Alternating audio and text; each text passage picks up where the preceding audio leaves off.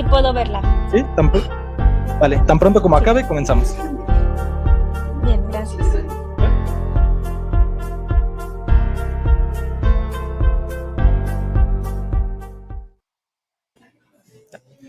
Hola, ¿qué tal, amigos?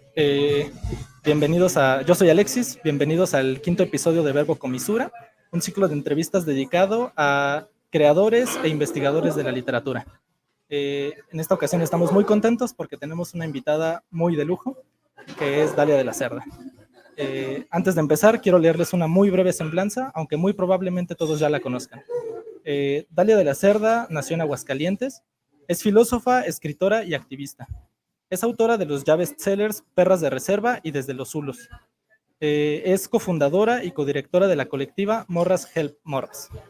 Entonces, hola Dalia, gracias por aceptar la entrevista. ¿Cómo estás el día de hoy? Bien, gracias. ¿Tú cómo estás? Muy bien. Estamos, perdón por el ruido de fondo a todos los que nos están viendo, andamos en un café. Esto es irradiación en la calle. Vamos a entrar de lleno. Con apenas 2 libros, Dalia, Desde los Zulos y Perras de Reserva, te has logrado posicionar como una de las autoras mexicanas más leídas del momento. Por una parte, hay quienes te siguen de manera religiosa. Yo, por ejemplo, sé de un séquito que tienes en la UAM Iztapalapa. De hecho, te saluda Joshua Tenoch, uno de tus más grandes fans. Y por otra parte, hay quienes no soportan la irrupción de tu obra en el campo de la literatura. Entonces, quiero preguntarte, ¿a qué atribuyes tú estas dos posturas? Cada una de estas dos posturas. Es que, bueno, yo en eso sí me pongo bien alucin, la verdad. Y mi posición así más firme es que es por el clasismo.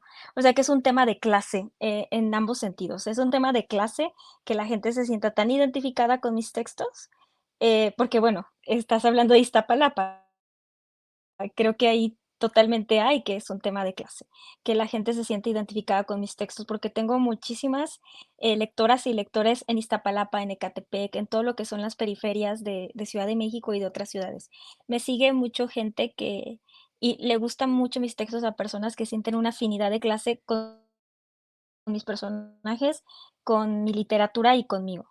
Y creo que también los odios que desato tienen que ver con la clase, porque si tú revisas las críticas que le hacen a la obra, aunque sean críticas supuestamente literarias, están muy atravesadas por el clasismo, que le falta técnica, que uso demasiado lenguaje soez, que los personales son demasiado marginales, que está lleno de clichés. O sea, todas estas, como que todas estas críticas tienen que ver también con la clase. Entonces, yo estoy completamente convencida. A mí nadie me cambia la mente que es un tema de clase, tanto la identificación como las personas que están en contra de mi obra.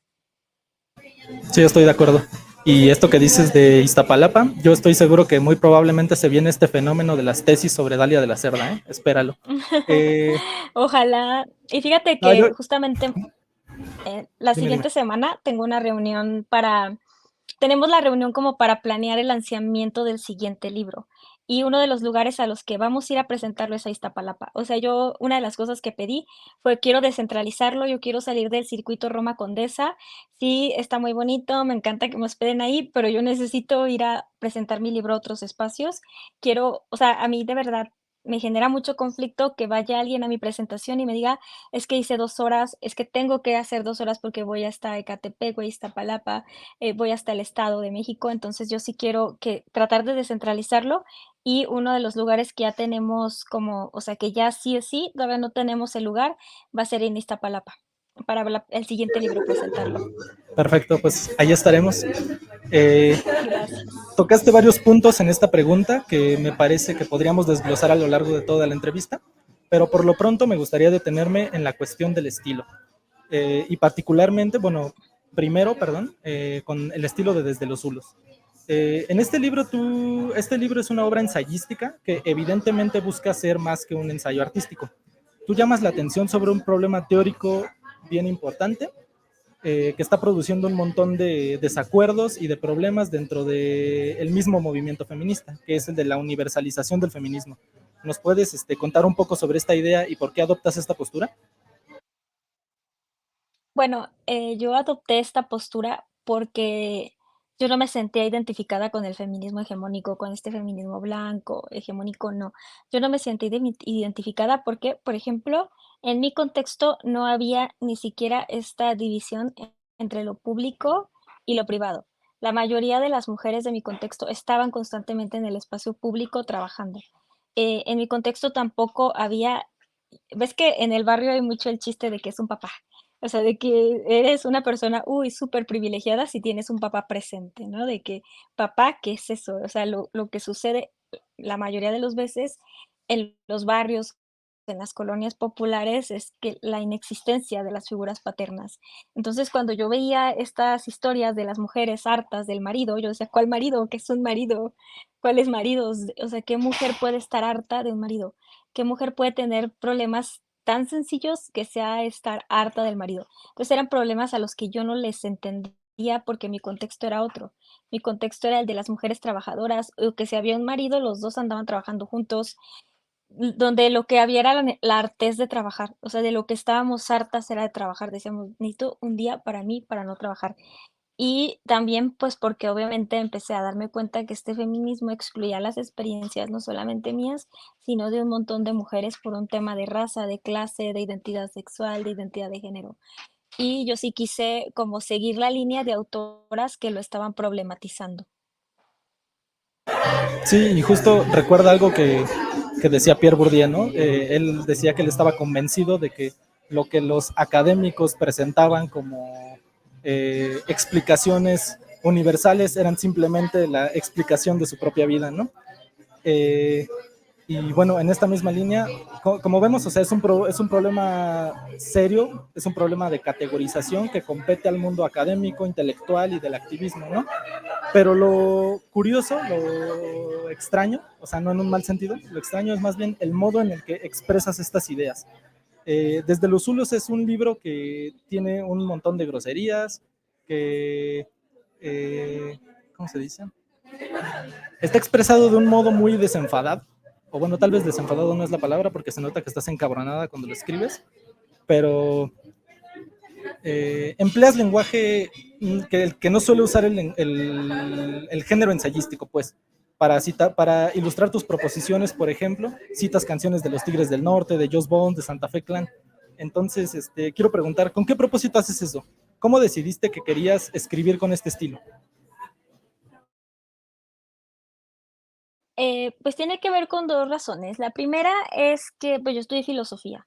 Entonces, yo pasé 4 años de mi vida, 5 años de mi vida leyendo filosofía y, pues, yo de pronto encontraba muchos paralelismos entre las cosas que yo leía, sobre todo de filosofía ya contemporánea, sobre todo de epistemologías del sur, con, reflexiones que se hacen en el barrio, que se hacen en la calle.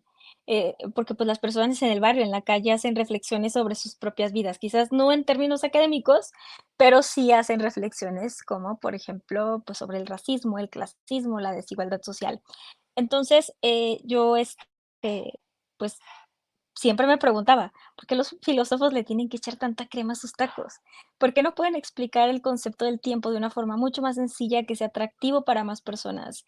Que le interese a más gente. Y eso también empezó porque empecé a incursionar un poco en la docencia, como suplente, en dando clases como suplente.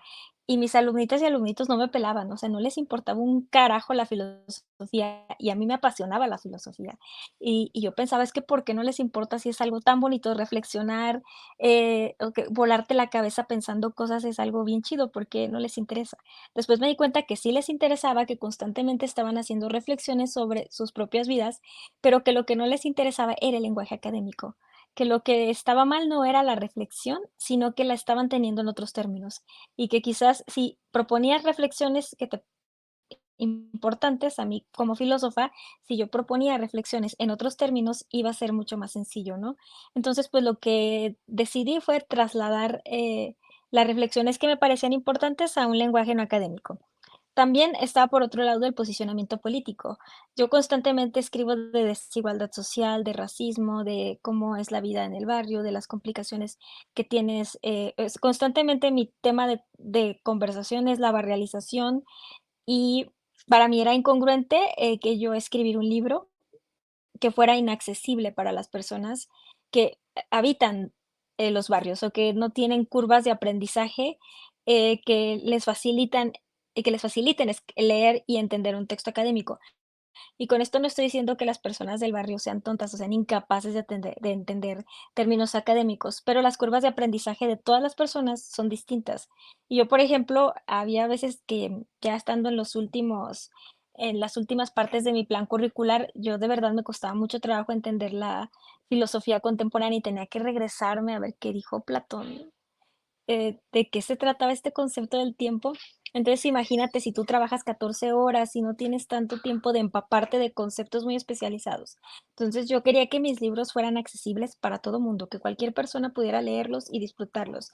Desde una persona que tiene un doctorado en filosofía hasta un señor taxista que terminó la primaria nada más y párale de contar.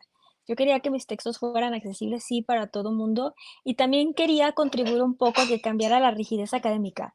Porque una de las cosas que yo constantemente veía a la hora de hablar con personas que estaban en la academia es que les costaba mucho trabajo escribir la tesis o cualquier ensayo por el tema de la pulcritud que se les exigía a la hora de escribir, que a veces no tanto eran temas de fondo, sino de forma, que se desperdiciaba demasiado tiempo en la forma cuando a lo mejor había que apostarle más al fondo, cuando a lo mejor era una tesis muy interesante o un ensayo muy interesante, pero los profesores hacían como mucho más énfasis en la forma, en que estuviera bien escrito.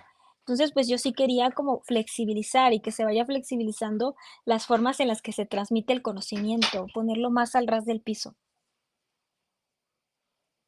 Sí, justo yo creo que en esa operación lingüística hay un potencial pedagógico que la educación popular no ha sabido aprovechar lo suficiente, ¿no? Eh, y justo en esta misma línea, Sí, en una de las totalmente diez de mil acuerdo. entrevistas que has dado, porque has dado un chingo, que trabajas un chingo, mencionas que una de las quejas más comunes hacia tu obra es el empleo del lenguaje vulgar como un rasgo no literario, ¿no? Pues bueno, esta gente que te critica este rasgo, pues evidentemente no sabe nada de literatura o tiene una visión muy reducida de lo que es el fenómeno literario. El lenguaje vulgar fue empleado por un montón de escritores de la tradición, desde Horacio hasta Catulo, Cervantes, Quevedo, ya más recientemente Salvador Novo, Luis Zapata, José Agustín, etcétera. En ese sentido formas parte de una tradición de escritores majaderos y pelados, ¿no? Lo que en mi opinión sí constituye una novedad es que emplees este lenguaje, uno, en el género ensayístico, y dos, que quien lo utilice es una mujer. ¿Crees que, por ejemplo, estas dos cuestiones contribuyen también al rechazo? ¿Y en qué medida? Sí, justamente creo que una de las cosas por las que más se me ha juzgado es porque rompo mucho con el estereotipo de ser mujer y de ser escritora. Eh, la mayoría de mis colegas son chicas que son súper dulces, que son, que no les gusta tanto el conflicto, aunque son muy buenas para poner límites, la mayoría de ellas, y que enojadas verdaderamente dan miedo, es que sí son chicas muy suavecitas, que son como muy suavecitas, digo yo, o sea, sí las ves y hay un ¿Pero puedes ternurín. hablar un poquito más fuerte? Es que aquí ya le Sí, subieron a la música, perdón. tú ves a muchas de mis colegas y dices: "Hay un ternurín", porque sí son como muy apapachables. Y creo que hay algunas que no somos tanto, yo te puedo decir que tengo varias colegas escritoras que sí son muy feroces, pero sí creo que a mí una de las cosas que más se me ha juzgado es que sea majadera, y que además de majadera yo soy muy confrontativa, o sea, a mí me dices algo y yo me voy a pelear, y que soy problemática, también dicen. Que yo, la verdad, yo te puedo decir que trabajar conmigo es muy sencillo, porque yo sé seguir órdenes, soy ordenada, soy puntual, trato de cumplir en tiempo y forma, sí, no, trato de no dar problemas en mis espacios laborales, pero sí soy muy radical Sí, para poner límites, todo el tiempo entonces te estás eso hace peleando con la también gente y que pues, a la está gente chido, ¿no? sí, Este, no le justo, agrade tanto, pero sí creo que tiene que ver con un tema de género. sí, muy probablemente, de género y de clase, como bien mencionas. Eh, de aquí podemos saltar a Perras de Reserva.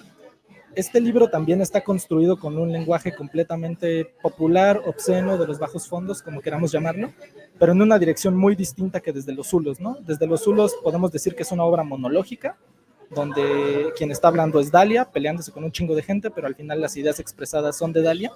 Y en cambio, aquí lo que intentas hacer es personajes que hablen con su propio sociolecto.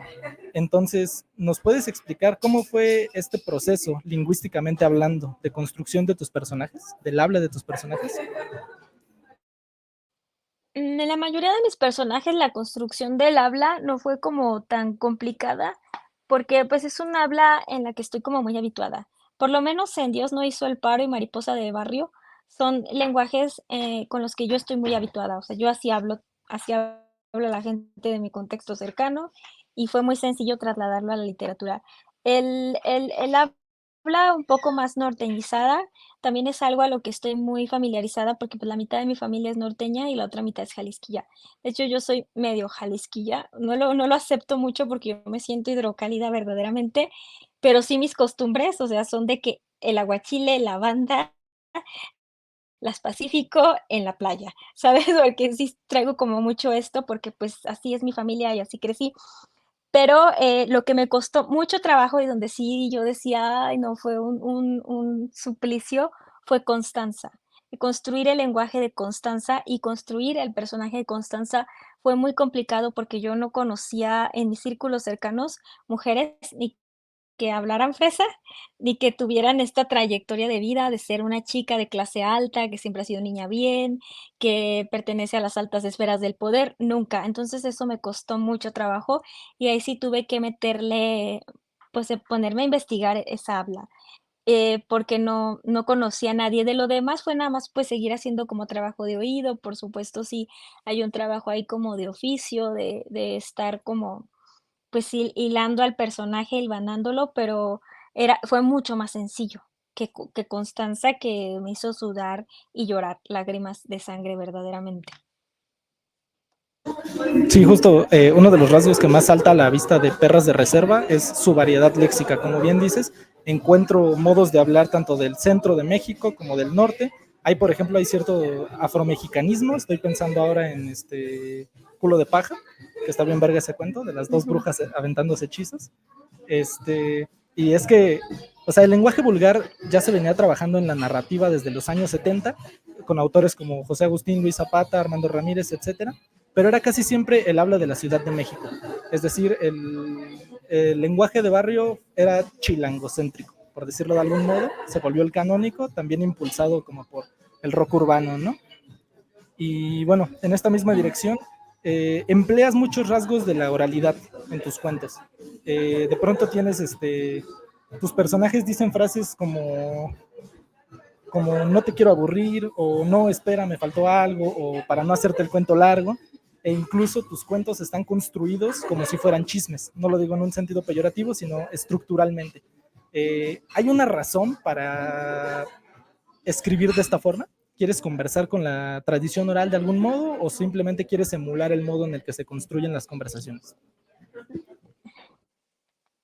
Bueno, sí, mi intención era recuperar un poco la sensación de oralidad y de coloquialidad, y que la sensación a la hora que estás leyendo el texto narrativo fuera de chismecito precisamente, ¿no? De alguien que te está contando un chismecito o que tú estás ahí escuchando la conversación de otras 2 personas, que estás ahí de metiche y estás escuchando que alguien le está contando a otro alguien un chisme.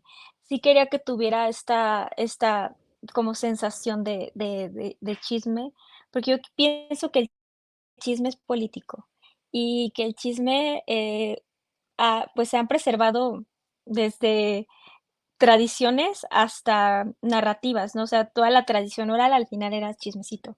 Todo lo que conservamos de historias, de mitos, de leyendas, de tradiciones, se, se conservaron vía tradición oral, contándola de persona en persona, y esto es chismecito, aunque lo contaran, vaya, con ciertas técnicas, líricas, la verdad es que, pues, era chisme.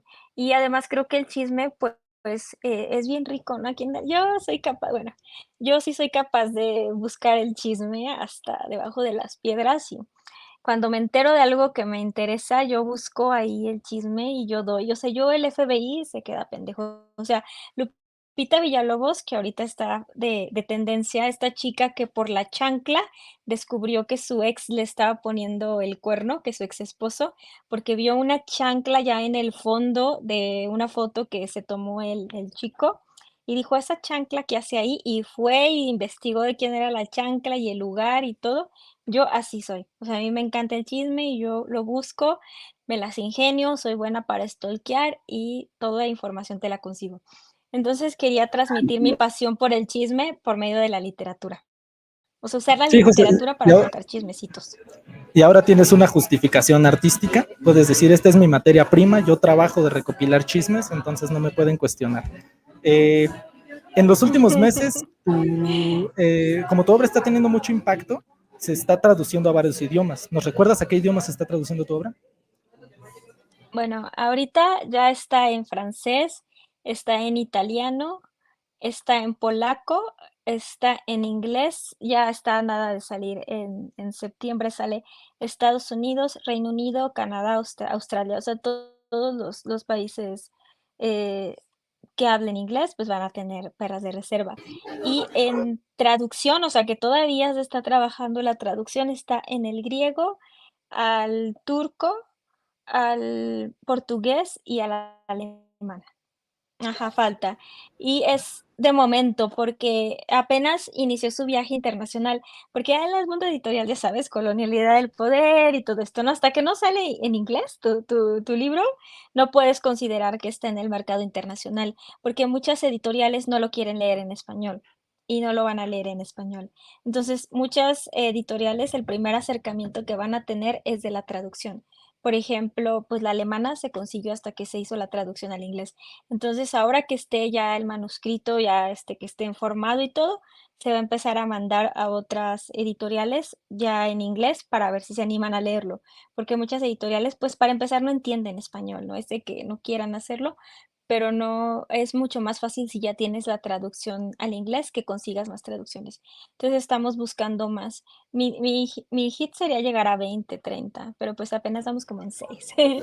Justo te quería preguntar que si has tenido como contacto con el trabajo de traducción, porque a mí me surge la duda de cómo es que trasladas expresiones provenientes de contextos sociohistóricos muy específicos a otras lenguas.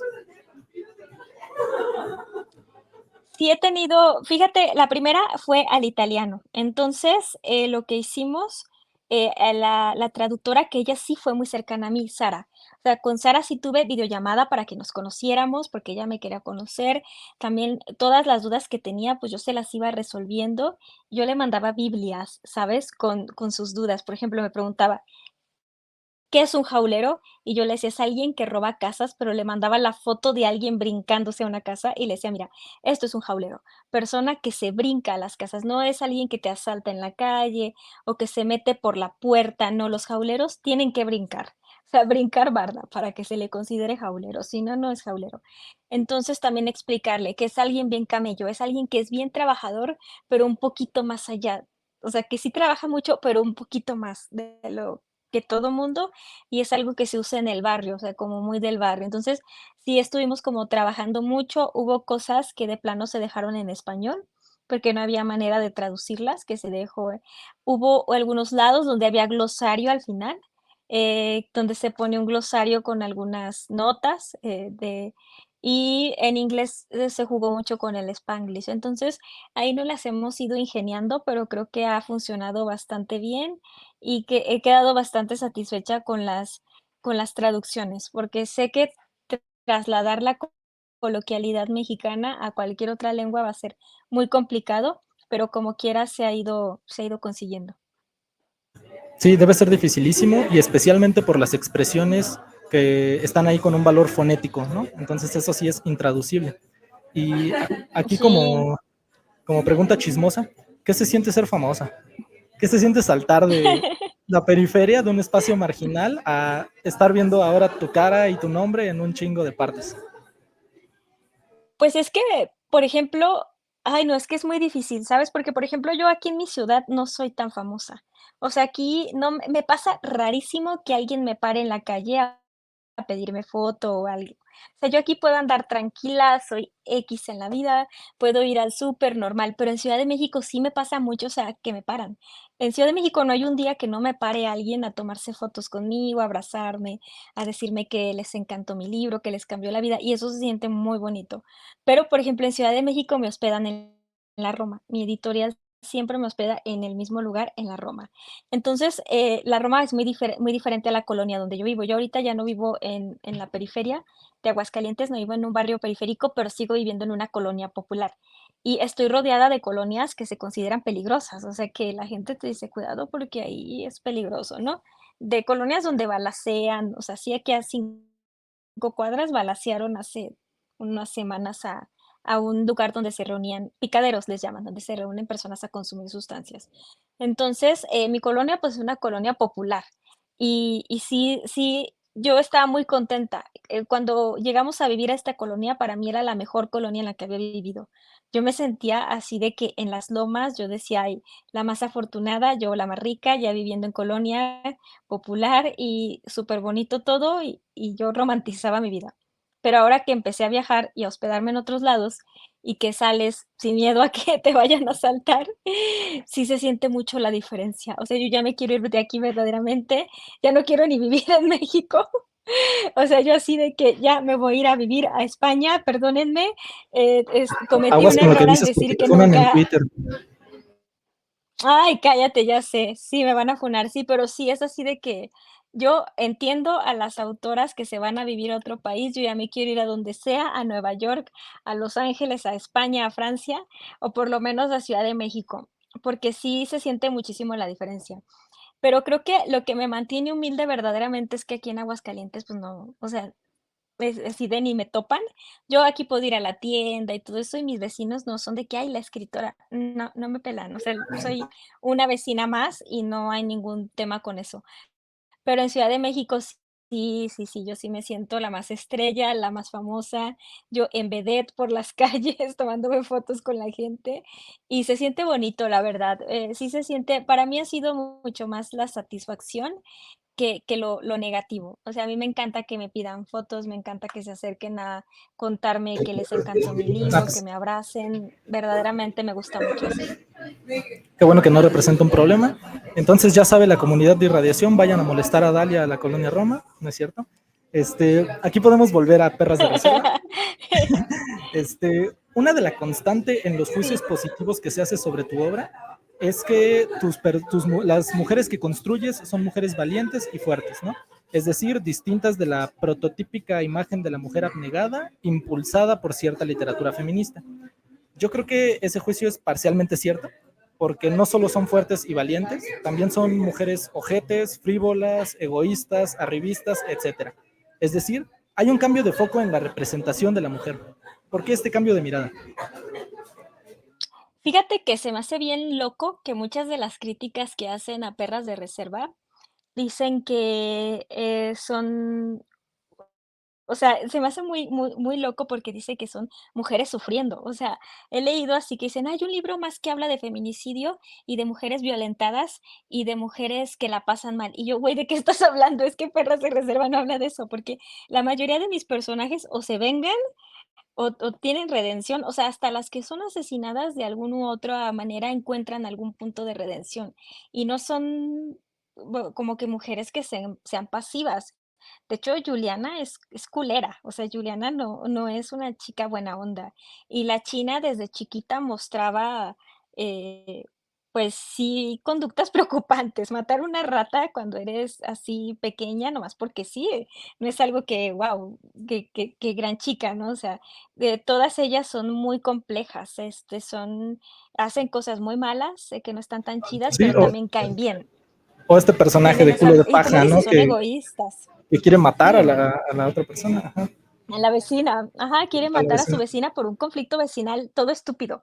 Entonces, y de hecho desiste solamente porque se da cuenta que también es bruja, pero si no, ella estaba dispuesta o sea, hacer los pactos que tuviera que hacer con el mismísimo, con tal de el mismísimo demonio, con tal de acabar con la vecina. Y aparte tiene ahí un tema de xenofobia, porque lo que le molesta también es que sea extranjera. O sea, eso es lo que le molesta, que ella sea extranjera y que sea afrodescendiente, eso no lo soporta. Entonces, eh, yo quería esto porque, pues, a mí son el tipo de personajes que me llaman la atención. Yo desde chiquita veía así de que esto yo creo que tiene la culpa mi papá, que yo así veía a Mario Almada, ya sabes, y yo decía: "Ah, sí, ese señor me cae bien". Y mi papá siempre me tenía viendo películas así, o como contenidos como Nikita, ¿no? Yo tenía una perra de niña, y mi papá le dijo: "Le vamos a poner Nikita, porque yo quiero que esos sean los ejemplos de mujer que tú tengas". Y yo así de que: "Okey", y me puso a ver Nikita, y yo así bebé, 6 7 años, y yo: "Okey". Y mi papá era así de que: "No, que las mujeres valientes, de que Lola la trailera, que no sé qué". Entonces, como que yo pienso que esa es una onda, pues, muy de formación, de que eran las figuras de representación que mi papá me inculcaba, que ayer era un tema con mi mamá, porque mi mamá sí era más de Barbie y todo, pero, pues, mi mamá también es bien cabrona. Entonces, pues es el tipo de personaje que a mí me parece atractivo, los villanos que son buena onda, pero son villanos, la gente moralmente gris, los antihéroes, es el tipo, o sea, si tú te fijas, pues yo tengo acá atrás de mí, pues colecciono juguetes, muchos son de mi esposo y todo, pero casi todos son personajes de películas de terror. O sea, hay más Chukis que nada. O sea, hay por ahí, si me muevo para acá, pues ahí se ven los Chukis, se ve la novia de Chucky, el hijo de Chucky, está un Jason, se ve un Freddy, está también el de la masacre de Texas, puros villanos, verdaderamente, pura villanía en esta casa. Entonces, pues yo es lo que quería reflejar en la literatura porque es lo que a mí me gusta, el tipo de personaje que me interesa en la vida real y en la ficción. Sí, y justo me parece congruente como con la postura que expresas en Desde los Zulos, en la que dices que estás en contra de la infantilización de la mujer, ¿no? Me parece que tú buscas representarla en toda su complejidad humana, es decir, tan capaz para el bien como para el mal, ¿no? Por ahí hay una Sí, reseña bien ojete de tu libro, que está publicada en un periódico, en donde el crítico llega a la conclusión de que tu obra es machismo al revés, ¿no? Yo creo que el señor no se enteró de nada sí, yo sé. y cree, ajá, ya seguro ya la leíste, y cree que tus cuentos tienen un propósito didáctico moralizante y no, pues es más que eso, ¿no? Tratas de representar la visión del mundo de tus personajes, ¿no? No necesariamente las Sí, opiniones de tus personajes son las que tienes tú, corrígeme si no. no, no, claro, o sea, yo obviamente, yo obviamente son personajes de ficción y muchas de ellas yo no estoy de acuerdo con ellas, ni de cómo actuaron, ni de lo que hicieron, son completamente ficción y son historias completamente, pues, inventadas, ¿no? Que se me ocurrieron por Alucin y por Delulu, pero, también fíjate que esa reseña se me hizo curiosa porque, eh, justamente, sí dije, o sea, sí se me hizo muy desafortunada en el sentido de que, pues, todo lo que decía, ¿no? Que era como que minimizaba la importancia de hablar de estos temas, o sea, como de las realidades que vivimos las mujeres, porque él decía que, pues, como que para dar fe de lo horrible que la pasamos las mujeres está bien, pero al mismo tiempo que era como machismo, pero al revés, ¿no? Porque, pues, las mujeres estas eran, pues, unas cabronas y tomaban como estos papeles que históricamente han tenido como los hombres. Pero, no ha sido la peor reseña, ha habido peores, ha habido peores. Hubo Hay otra variadas, donde ¿sí? la autora de la sí, la autora de la reseña decía que soy un ejemplo de superación personal, pero que no soy talentosa y no soy buena escritora. Entonces, a mí me parece loco, porque la gente siempre está chingue y chingue de que separen al autor de su obra, separen al autor de su obra. Bueno, entonces, ¿por qué mencionas cosas mías, carnal? Entonces, no menciones nada, ni mi origen, ni quién soy, ni si tengo tatuajes, ni si soy figura mediática, nada. Enfócate estrictamente en lo que dice el texto, porque si ya dices, la autora es un ejemplo de superación personal, bueno, entonces, ¿vas a separar la obra o no del autor? Enfócate específicamente en lo que dice el texto. Y también sucedía, por ejemplo, en esa obra que había muchas cosas que eran sus interpretaciones, o sea, muchas reseñas son interpretaciones, como esta de este señor, que es machismo, pero al revés, pero es que esas son sus interpretaciones completamente, no es en sí lo que el texto dice. El texto simplemente habla de mujeres complejas como hay en todos los lados, ¿no? O sea, yo conozco mujeres pues no que sean mis amigas, pero he visto casos de mujeres que han hecho cosas bien. Hay una que le destruyó la casa al amante, de su esposo con la camioneta, o sea, fue y le empezó a estrellar la camioneta hasta que le destruyó la casa. O sea, las mujeres sí estamos bien locuaz también. Y yo era lo que quería reflejar nada más, no quería de que machismo, pero al revés, de que nos tengan miedo, ¿no? Simplemente que las mujeres también de pronto nos ponemos bien de lulus y también podemos ser reproductoras de violencia. Sí, y justo sobre este cambio de foco, en el libro llamas la atención sobre un fenómeno muy poco atendido, que es el de la representación en los productos culturales de las mujeres que participan del mundo del narco, ¿no? Eh, Ujú. Quiero que nos cuentes un poco cómo fue este proceso de construcción del universo de las mujeres que participan. Pues estuve a mí me empezó a llamar la atención porque inicialmente, yo iba a escribir un libro que hablara de las muertes, violentas de mujeres en México. Ese era como mi objetivo. Pero este proyecto, pues, fue cambiando, ¿no? Conforme yo fui escribiendo y todo esto. Y un tipo de feminicidio que me llamó mucho la atención fue el que se hacía en contexto del narco. O sea, las mujeres que son asesinadas en un contexto de organizaciones multicrimen, ya sea que son ejecutadas porque pertenecían a una organización multicrimen o porque son, novias, ¿no? Y me llamaron la atención 2 casos, que investigué, por ejemplo, el de una chica que era novia pues, un sicario. Él estaba en prisión, la chica salió al gimnasio y la agarraron afuera del gimnasio, se la llevaron y después apareció muerta, y esto fue, pues, obviamente ella no estaba involucrada ni nada, solamente era su novia, pero, pues, lo hicieron obviamente para joderlo a él, ¿no? Como un tipo de violencia indirecta, de hacerlo sufrir a él estando en prisión, que él no podía hacer nada estando en prisión, de matarle a la novia. Pero también hubo otro caso de una chica que aparentemente, por lo que investigué, se dedicaba al sicariato y también la levantaron, se la llevan y fueron y se la dejaron a los otros, o sea, a los contras. A la chica, pues, obviamente asesinada, pero con una narco como cartulina que decía: "Ahí tienes a tu basura, ahí tienen a su basura". Y me llamó mucho la atención, sobre todo los comentarios, porque en ambos casos las culpaban a ellas, de para qué andan de novias con esos señores o para qué se involucran en esas cosas. O sea, había como mucha como si esos asesinatos no contaran, como si se lo merecieran incluso, ¿no? Y eso sucede también con los hombres que están involucrados en el crimen organizado. Entonces me empezó a llamar mucho la atención la posición de las mujeres dentro del narco y empecé a meterme al tema de las buchonas cuando todavía no estaba de moda, como por ahí del 2013, 2014. Las empecé como a seguir en redes sociales. Por ahí del 2014 más o menos logré que 2 de ellas me dieran entrevistas para el libro. 2015 más o menos que me dieran entrevistas. Entonces sí me puse, yo tengo una cuenta de Instagram que es como para mi familia, para nada más ahí me sigue mi familia, para compartir cosas como familiares. Y ahí seguía a todas las buchonas que me encontré, a todas, verdaderamente a todas así en redes sociales. Y estuve mucho tiempo, como 2015, 2016. Empecé a agarrarle el gusto como en 2013, cuando se usaban más los Metroflogs y esas cosas. O no sé, 2012, y no, mucho tiempo siguiéndolas, investigándolas, viendo cómo son sus vidas, y me empezó a fascinar mucho ese mundo, porque creo que las han retratado como que son pobrecitas, solamente muñecas de la mafia, y la verdad es que son mucho más listas que eso, o sea, de tontas no tienen nada, ninguna. O sea, tú puedes ver las entrevistas a Emma Coronel y cuando le preguntan: "¿Qué se siente estar con alguien que traficaba drogas?", ella te dice: "A mí no me consta que traficara drogas", y de ahí no la sacas.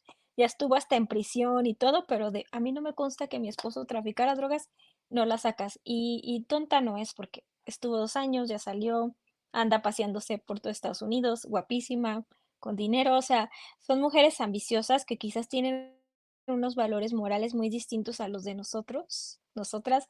Son arribistas, desde luego, se benefician de la violencia que ejercen o que ejercen otras personas, sí, pero son mucho más que muñecas de la mafia nada más, que muñecas de estos hombres, que las tunean y las dejan a su gusto. Son mucho más, que eso y es lo que yo quería reflejar. y que cumplen mucho más roles, ¿eh? Porque se piensa que solo son las novias, las hijas, pero ahorita ya hay de todo. O sea, por ejemplo, la que les maneja los drones, ya se supo que es una mujer, ¿no? Esta Lady Drones, le pusieron una chica que trabaja para un cártel, que es la que les maneja los drones que usan para atacar y para vigilar. Entonces, ya hay en todas las posiciones. Si era eventual, pues, técnicamente hay pueblos donde las organizaciones multicrimen se han acabado a todos los hombres. Pues ahora lo que les queda es reclutar a las mujeres, desgraciadamente. Sí, justo, y digo, Desgraciadamente que se acabaron a los hombres y que las estén reclutando. Ujú.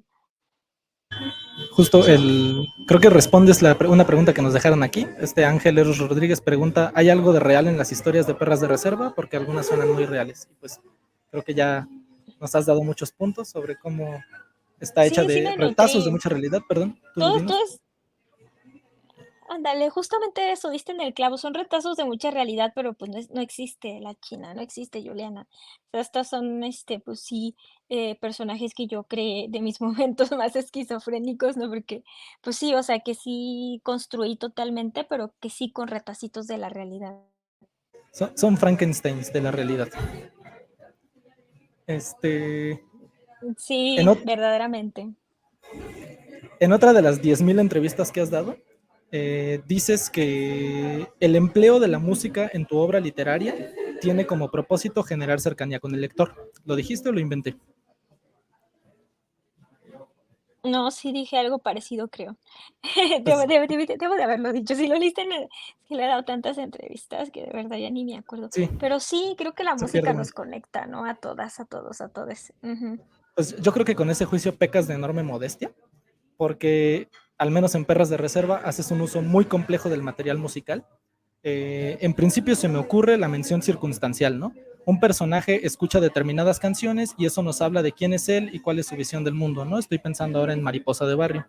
Pero en otras ocasiones haces una suerte de ampliación del universo ideológico de una canción.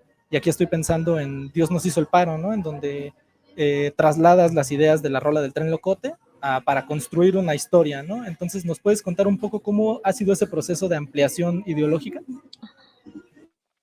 Es que pienso yo que todo músico, sobre todo, pues, por ejemplo, los del género urbano, casi siempre ellos mismos escriben sus canciones, pues, te hablan mucho de su visión del mundo a la hora de que escriben. Muchos, te hablan de cosas muy complejas como la desigualdad, la violencia policial, el uso de sustancias, y puedes entender y conectar de temas muy complejos, por ejemplo, la migración, con una canción de Los Tigres del Norte, leyéndote un paper. O sea, puedes leer un paper sobre migración y los problemas que enfrentan los jóvenes migrantes en busca del sueño americano y dices, ah, pero escuchas una canción de Tigres del Norte, José Pérez León, y dices, güey, qué duro. No Qué mames, duro que Rolón. se murió buscando el sueño americano. Sí, ajá, justamente. Entonces es eso. O sea, yo me di cuenta, pues, que la música había un montón de temas políticos, de temas sociales que se estaban tratando ahí, pero además que son excelentes para contar historias. O sea, esta canción de Tren Locote tiene una habilidad muy grande para contar historias. En Pablito lo demuestra, donde te cuenta la historia de Pablito, cuando cuenta la historia de cómo murió su papá, es muy hábil para contar historias y creo que no solamente él, muchos otros, pues, compositores del género urbano tienen mucha habilidad para contar historias. Por ejemplo, también te puedo hablar de Eden Muñoz, ¿no? Por ejemplo, El niño sicario, o sea, es una canción que es muy, pues, que habla mucho de los niños que son reclutados por el crimen organizado y es una gran historia. Incluso podríamos considerarla, pues, coral, porque tiene distintas perspectivas. Primero habla en segunda persona, plebe, ya te manchaste las manos de sangre, y luego el niño sicario te cuenta cómo es que lo asesinan en primera persona. Entonces, creo que sí tienen la música unos manejos, muy, muy amplios, en temáticas políticas, sociales, pero también unas estructuras narrativas muy complejas, y que puedes utilizarla para hablar de temas muy complejos sin que la gente empiece a bostezar. Y era también lo que quería hacer, pero justamente también eso, que tú puedes hablar de un personaje y construir ese personaje simplemente con la música que escucha. Si vienes acá y preguntas, te van a decir: "Ah, sí, pues la muchacha a veces está oyendo cumbias", y luego pone una misa satánica, y luego se escucha que está oyendo corridos, o sea, loquita, ella desquiciada, ¿no? No Sí, tiene y una justo te personalidad quería preguntar definida. sobre un tercer modo en el que empleas el material musical, que es el de la ampliación del universo narrativo. Aquí estoy pensando específicamente en la China. Quiero que me digas qué tanto utilizaste del corrido, porque por ejemplo pinta un personaje, pero pues apenas apenas sugerido, ¿no? Es una persona muy valiente que tiene dinero, se baja de la troca, etcétera. Entonces, ¿qué tanto utilizaste de ese corrido? ¿Qué tanto utilizaste de la historia de la narcotraficante real, que se supone que es Margarita Calderón? ¿Y qué tanto fue de tu imaginación? Y bueno, antes de que me Pues respondas esas retacitos de preguntas, todos dime, lados. ¿eres Team La Adictiva o Team Javier Rosas? La adictiva, la verdad. Ah, no me gusta más. Bueno, ya Ay, respóndeme los sí, demás. sí, yo soy adictiva. Lo otro, pues agarré como cositas, de la rola. Obviamente sí se me hacía como chida esta imagen de que a una reunión muy importante llegue la Cheyenne y que se baje alguien y en zapatillas.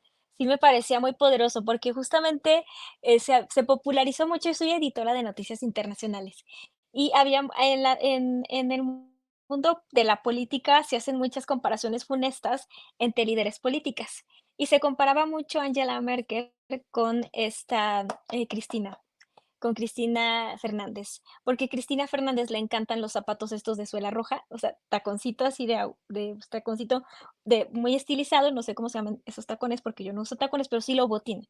Entonces, era muy criticada porque usaba tacones carísimos, incluso le decían lobotinísima porque utilizaba estos tacones, pues, de aguja, pero de suelita roja, muy caros. Y Ángela, pues, usaba de viejita ya, o sea, sus zapatitos así como de flexi, que va y los compra a la flexi. Entonces, pues, una vez salió una frase donde le preguntaban a Ángela, supuestamente, por qué usaba ese tipo de zapatos, por qué usaba los flexi, y ella responde, supuestamente, porque no se puede gobernar el mundo, o no se puede controlar el mundo de puntitas. Una cosa así. Entonces yo dije: "No, sí se puede de puntitas". Verdaderamente yo conozco gente que te boguea, te perrea hasta abajo y te controla el mundo en taconazos así. Entonces, de que se puede, se debe poder. Y se me hizo muy poderosa esta imagen de alguien muy poderosa bajándose en zapatillas, ¿no? No en bota, no en tenis, en zapatillas, muy perra. Entonces, de ahí me surgió la idea, ya me puse a investigar un poco, sobre las teorías que había de quién se lo dedicaban, a fulanita, sutanita, había ahí 1000 teorías, ¿no? Entonces, pues me puse a darle y a construir ficción de retrazos de aquí, retrazos de acá, retrazos de allá. Respóndeme una duda que no me deja dormir. También utilizaste, ahora que lo mencionas, elementos de este corrido, ¿no? Del niño sicario de calibre 50, Ujú. especialmente del proceso de iniciación del sicario. Dime o me lo estoy, o son Sí, invenciones justamente. mías. Sí, sí, sí, justamente sí, porque investigué un poco y sí, la verdad es que sí tienen unos ritos de iniciación muy cabrones, pero ay, voy a estornudar, pero además, pues investigando un poco cuáles son las razones por las que un chico puede decidir integrarse al crimen organizado, pues son varias, ¿no? Pero una de esas sí es la falta de, pues, de una subjetividad personal, ¿sabes? De no haber, tenido una familia, un grupo de amistades, lugares de afirmación, donde le afirmaran su identidad. Entonces, ahí mismo en la canción lo dice: "Las calles han sido tu escuela y el vandalismo tu vida. Pasaste hambre y tristeza, ahora la mafia es tu familia". Y también sucede mucho estas relaciones que se dan en la mafia, que son relaciones muy de yo te cuido, tú me cuidas, ¿sabes? O sea, mucho chantaje Traiciones y quemar. emocional. Sí, totalmente. O sea, sí es mucho chantaje emocional. Y de hecho vi también otro que de eso hablo un poco más en el siguiente libro, donde a muchos grupos les daban un perrito desde chiquitos cuando llegaban a entrenamiento para que criaran a ese perrito. Y su rito de iniciación era matar al perrito, ya cuando tenía 1 año o 6 meses, ¿no? Entonces, yo vi por ahí, no sé si sea verdad o no, que dejaron de hacerlo, porque los chiquillos se les rebelaron. O sea, que sí hubo niños que les dijeron: "Nosotros no, primero te mato a ti que matar a mi perro", faltaba más, faltaba menos. Nomás eso me faltaba, que vayas a hacer que mate a mi perro. Y tiene sentido porque, por ejemplo, en el documental de Los Plebes sí se ve que tienen un perrito y que lo están criando. Y hay otro donde está un perrito dormido afuera de la casa y llegan a balacear a esos sicarios y el perrito sale corriendo. Entonces, sí estuve como investigando mucho cómo qué son las cosas que los ponen a hacer, y lo de los perritos me pareció de que ya están unos niveles muy retorcidos, ¿no? De hacer que te encariñes con alguien y después hacer que ese sea tu rito de iniciación, matar a una criatura con la que ya te encariñaste. Y lo hacen precisamente, pues, para garantizar fidelidad, Y bueno, lealtad. Dalia, estamos llegando al cierre. Aquí en Irradiación tenemos una muy bella tradición en la cual le preguntamos a los autores qué están leyendo en este momento y qué proyectos tienen a futuro. ¿Nos puedes responder? Ay, ¿qué estoy leyendo? Yo tengo varios tiempo ya leyendo, ay, ¿cómo se llama? Es un libro de 50 Cent, que trabaja duro, trabaja con astucia. Trabaja duro, trabaja con astucia. Es de 50 Cent y lo he estado leyendo, porque necesitaba leer algo distinto y lo empecé a leer y me gustó, y es que es muy largo ya. 50 Cent te da como consejos de cómo ha manejado su carrera y cómo te mantengas exitoso, cómo administres tu proyecto artístico con una visión más empresarial. Y en que estoy trabajando en el próximo libro que ya sale en agosto. En agosto ya sale, y la portada. Hemos estado trabajando mucho en la portada. Ha sido un tema solo de la portada. Es difícil, la portada idónea. Hemos estado trabajando mucho con la ilustradora, que es talentosísima, pero hemos estado ahí en eso, lo de la portada, y en los últimos detallitos de ella. Yo creo que ya se fue a formación, pero sí le faltaban como pues muchos detallitos. Es el libro que estuvo finalista en el Ribera del Duero. Va a salir con Sexto Piso ahora en agosto, y en eso estoy, que no me da la vida para más. O sea, de escribir, no, o sea, sí tengo otros proyectos, ¿no? Pues trabajo en Morras y el Morras, y estoy trabajando, voy a escribir un texto para El País me pidió que escribiera un texto sobre un tema específico y voy a escribir, entonces en eso andamos. Y nada, pues me voy a tomar como un añito de descanso para escribir específicamente de música. Voy a escribir algunos textos para el Universal sobre música y entrevistando cantantes de corridos, de género urbano y todo eso, y ya luego le doy otra vez a la narrativa. Es que sí ha sido muy cansado. Necesito darme un descanso. Sí, seguro. Y el descanso ya te lo mereces. Sí, También aquí, también aquí en Irradiación tenemos una bella tradición que acabo de inaugurar hoy, en donde a todos los eruditos que pasan por aquí les preguntamos su top 3 de corridos tumbados. Entonces, para cerrar, dinos tu top 3. ¿de corridos tumbados o Sí. puede ser de los que sean? Bueno, de corridos, tú. A ver, ay, qué difícil, qué difícil, qué difícil. Ay, 3, 3. A ver, de los que estoy escuchando ahorita, déjame los busco porque hasta tenía mi lista. Yo pienso que, a ver, es que a mí me gustan, los tumbados no me gustan tanto, más bien me gusta como los corridos en general. Creo que de mis favoritos, así de todos los tiempos, es El Señor de las 5-7 de Revolver Cannabis. Em, Me gusta también el de, ¿qué otro tenía acá? Entre el Dios y el Diablo de Gerardo Ortiz, también es de mis favoritos. Ah, Gerardo Y Ortiz es. sí, sí, ese, sí. Y Oveja Negra 1 de M. Manabe, creo. Ajá, creo que son mis favoritos de este momento. Ok, entonces tan pronto terminemos este en vivo, nos vamos a escuchar las rolas. Y bueno, pues Sí, eso ha sido todo. Muchas gracias a quienes nos acompañaron. Muchas gracias, Dalia, por aceptarnos esta entrevista. Nos caíste muy bien, estoy seguro que le caíste muy bien a todo el público. No muchas se gracias. olviden de seguir los siguientes capítulos de Verbo Comisura. La siguiente semana tenemos a Alberto Chimal. Tampoco olviden leer el nuevo número, acaba de salir, tiene un chingo de textos de gente proveniente de diversos países de habla hispana y está muy bien. Síganos en nuestras redes sociales, en Instagram, Facebook, Twitter, ya tenemos TikTok, próximamente subimos más TikToks y creo que eso es todo. Muchas gracias, sí. Gracias a ti, Dalia. Hasta luego. Gracias, gracias. Que tengan excelente